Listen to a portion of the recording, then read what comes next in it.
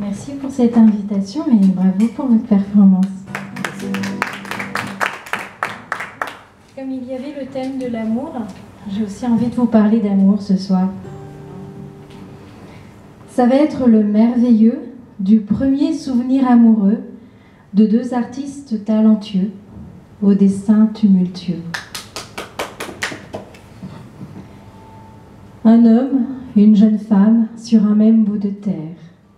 Deux cœurs sensibles qui battent au rythme de la pierre.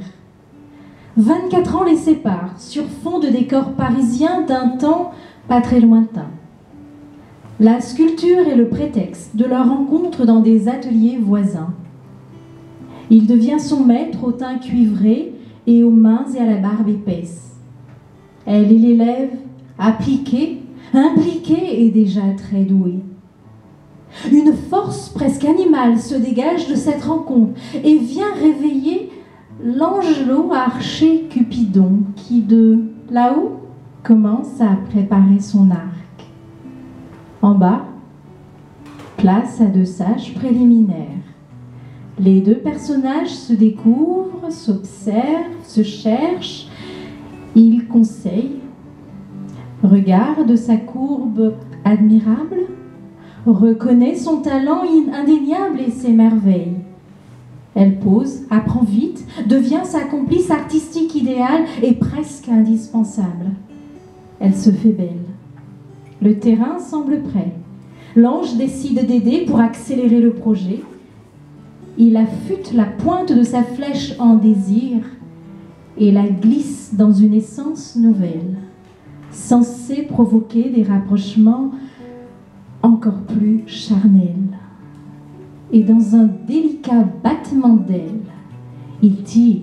Le résultat ne se fait pas attendre. Les cibles sont atteintes en plein cœur et se transforment en un couple enlacé, plongeant dans un baiser sensuel et langoureux.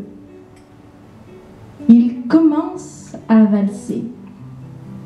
La danse s'accélère, la terre se met à trembler sous les ébats incontrôlés d'un quadragénaire, quelque peu amoureusement engagé avec une certaine Rose beurrée, même si pas encore mariée, et d'une presque vingtenaire au caractère bien trempé. Les inconscients, les voici là-bas, debout, droits et fiers, à s'agiter amoureusement dans le creux de la vague.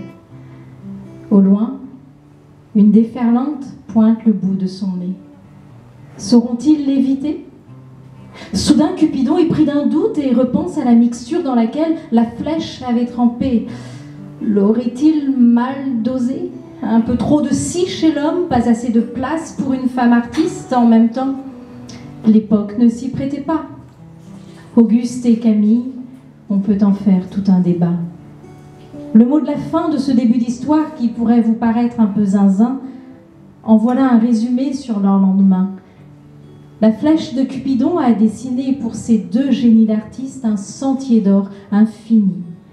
Mais l'or qu'ils ont laissé à la postérité ne leur a pas permis de s'aimer plus de 2 décennies. Mais ne dit-on pas que ce qui compte, c'est le chemin? Bravo, bravo, bravo. Nous avons eu l'occasion de faire des ateliers d'écriture. Merci. Et on s'était